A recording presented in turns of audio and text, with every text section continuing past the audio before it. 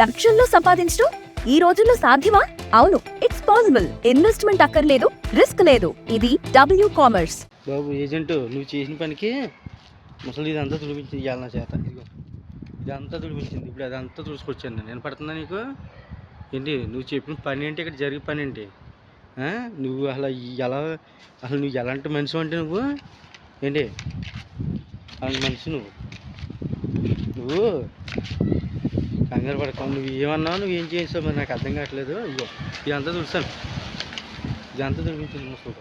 అదంతా తుడిపించింది మొత్తం.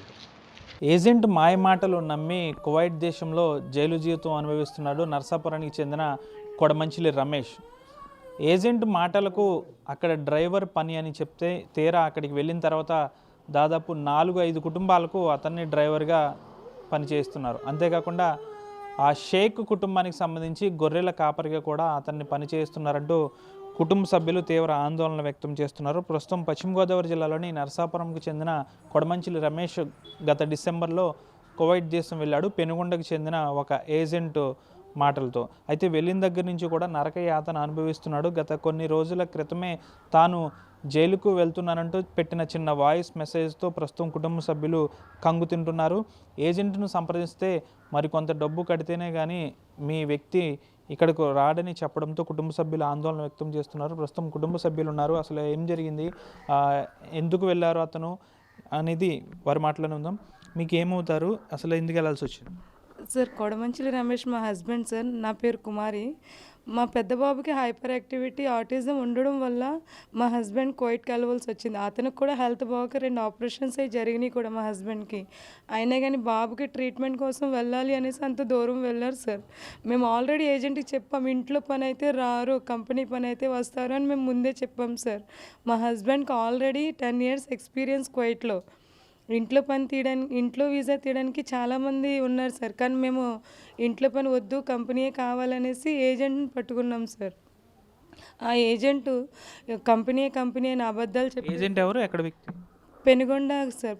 పెనుగొండకు చెందిన షేక్ అబ్దుల్లా అలీం సార్. అతను ఒక ముస్లిం. అతను నోరు తెరిస్తే పచ్చి అబద్ధాలు సార్.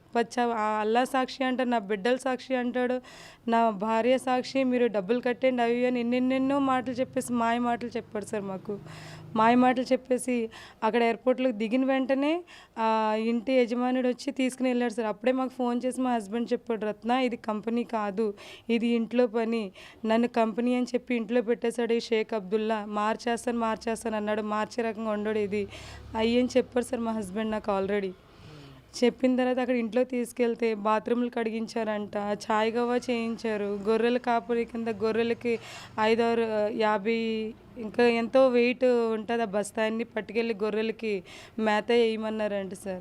ఇవన్నీ తట్టుకోలేక మా హస్బెండ్ ఒకసారి ఆ కోయిట అతను బయటికి తీసుకెళ్లారంట సార్. రోడ్డు మీద కార్ మీద డ్రైవింగ్ తీసుకెళ్తే అందులో కార్ డిక్కీ డాష్బోర్డ్ ఉంటుంది, కార్ డాష్బోర్డ్ ఉంటుంది కదా సార్, అందులో నీ పాస్పోర్టును లైసెన్స్ ఉంది ఇతంది. ఇంకెక్కడ నేను చేయలేను, ఆల్రెడీ నాకు మెడికల్ చేయించేశారు, వీసాకి అకామా కొట్టేస్తే ఆ ఇంట్లో నుంచి రావడానికి చాలా కష్టం అవుతుంది అని తెలిసి అతను ఏం చేశాడంటే పాస్పోర్ట్ అతను లైసెన్స్ తీసుకుని ఇండియన్ ఎంబసీ కాడికి వెళ్ళిపోయారు సార్. వెళ్ళే టైంలో ఇండియన్ ఎంబసీ అనేది క్లోజ్ చేసేసారు. నెక్స్ట్ డే మళ్ళీ వెళ్ళారు సార్ ఇండియన్ ఎంబసీ కాడికి. ఇండియన్ ఎంబసీ కాడికి వెళ్తే అక్కడ ఉన్న ఆఫీసర్స్ ఏమని చెప్పారంటే, అమ్మ నీ మీదకి కేసు లేకుండా ఉంటే కాక నువ్వు ఇండియాకి వెళ్ళిపోవచ్చు, నీ దగ్గర పాస్పోర్ట్ ఉంది కాబట్టి అని అన్నారు సార్. ఆ ఇండియన్ ఎంబసీ వాళ్ళు చెక్ చేశారు. చెక్ చేసి చూస్తే ఇతని మీద కేసు పెట్టేశాడు, పాస్పోర్ట్ బ్లాక్ చేయించేశాడు సార్ మా హస్బెండ్ది. అలా అని తెలిసిన తర్వాత మా హస్బెండ్ నాకు చెప్పారు. చెప్పిన వెంటనే నేను షేక్ అబ్దుల్లాకి ఫోన్ చేశాను. షేక్ అబ్దుల్లా ఏజెంట్కి ఫోన్ చేసి, అన్న ఏంటన్నా ఎలా చేశారు మీరు, మా హస్బెండ్ హెల్త్ బాగోక కదా మేము కంపెనీ అని చెప్పాము, మీరు ఇంట్లో ఎందుకు పెట్టారు ఇలాగా, మళ్ళీ బ్లాక్ ఎందుకు చేయించారు, మీ కాళ్ళ మీద పడతాను అన్నయ్య, మా హస్బెండ్ అలాగే దిగిన ఇండియాకి రప్పించేయండి అయ్యానంటే మార్చేస్తానులేమ్మా అంటూ ఉన్నారండి.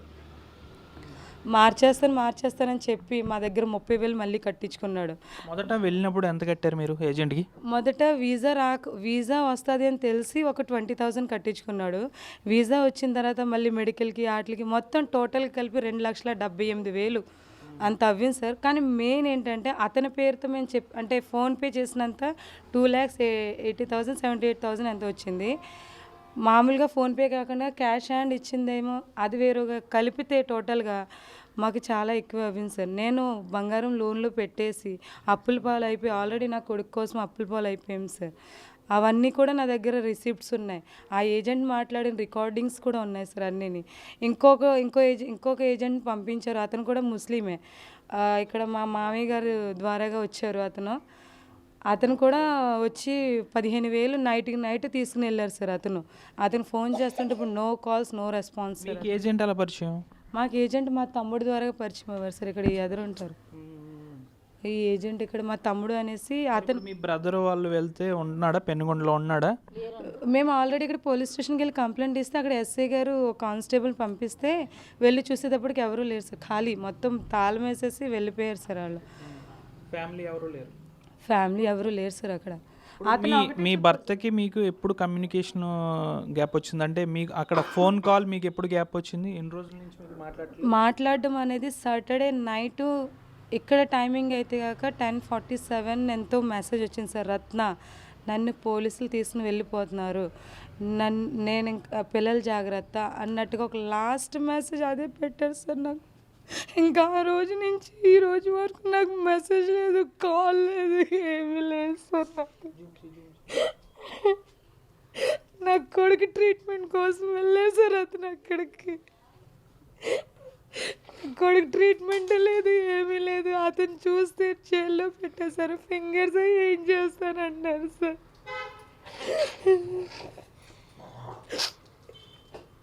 పోలీసులు ఏం చెప్తున్నారమ్మా? ఫస్ట్ నేను ఎమ్మెల్యే గారి దగ్గరికి వెళ్ళాను సార్. ఫస్ట్ ఎమ్మెల్యే గారి దగ్గరికి వెళ్ళాలంటే ఎవరో ఒకరు ఉంటేనే అతను కలవడానికి ఉంటుందని చెప్పారు. చాలామంది ఫోన్ చేసి అందరిని అడిగితే అందరూ చూస్తానని చెప్పి ఒక్క రిప్లై కూడా ఇచ్చేవారు కాదు సార్.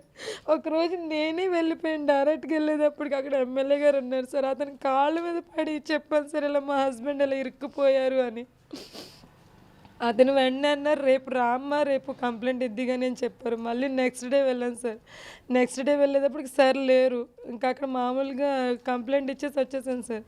మళ్ళీ వెళ్ళాను సార్. మళ్ళీ వెళ్తే అప్పుడు పోలీసులకి ఫోన్ చేశారు అతను పిఏ గారు. పోలీసుకి ఫోన్ చేస్తే సార్ నేను చూస్తానులే అయ్యి అన్నారు. పోలీస్ స్టేషన్ నేను 2-3 రోజులు తిరుగుతూ ఉన్నాను, పొద్దుట వెళ్తే సాయంత్రం అలా అని తిప్పుతూ ఉన్నారు.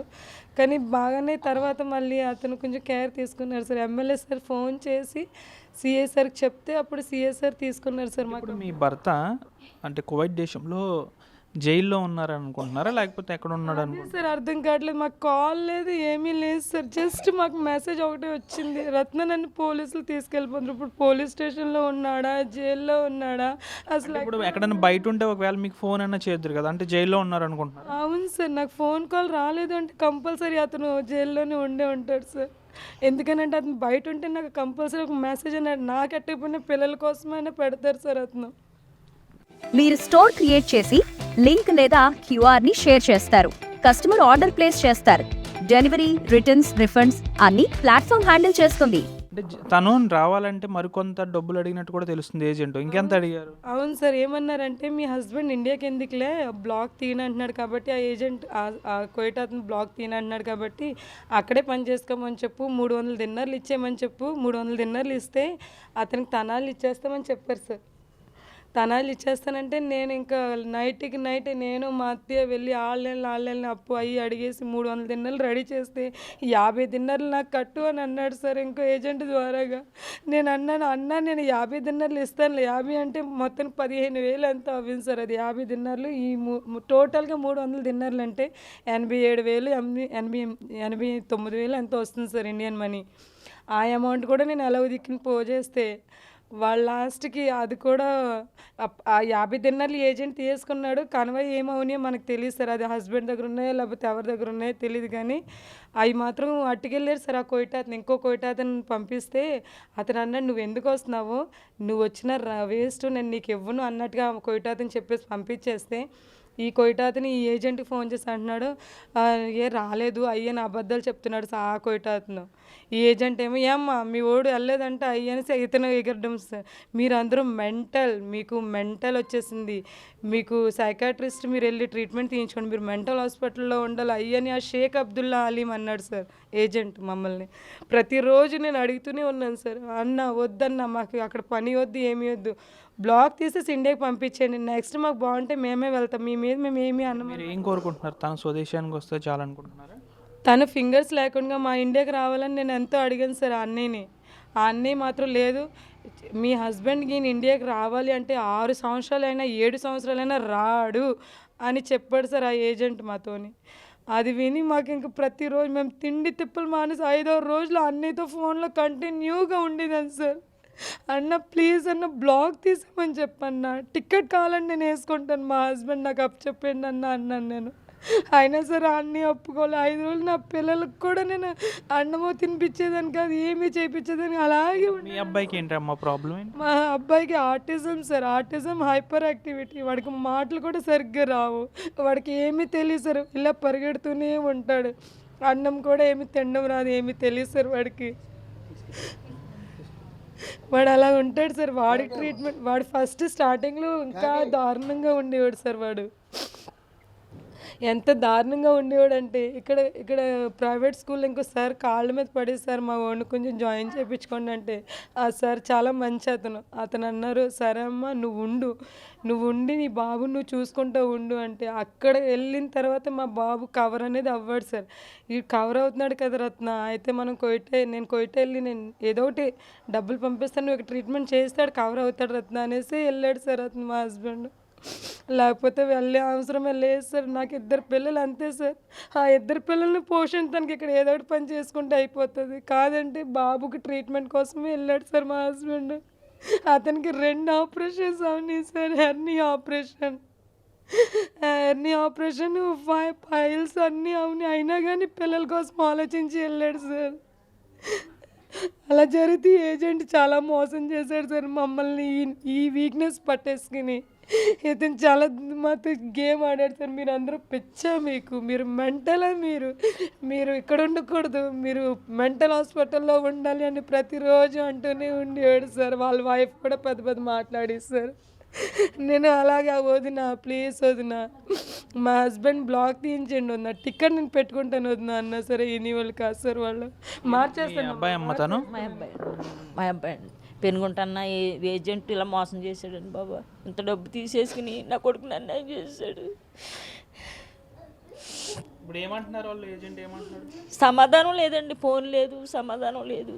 ఫోన్ చేస్తుంటే ఫోన్ ఎత్తులేదండి, పోలీసులు ఫోన్ చేసినా ఎత్తులేదు, మేము ఫోన్ చేసినా ఎత్తులేదు. మళ్ళీ 300 దినార్లు కట్టమంటే డబ్బులు కూడా పంపించామండి, సమాధానం లేదు. అసలు ఎక్కడున్నాడో కూడా తెలియదండి. చాలా అన్యాయం చేశాడండి బాబా. పిల్లల కోసం వెళ్ళాడండి, లేకపోతే వెళ్ళాడండి నా కొడుకు.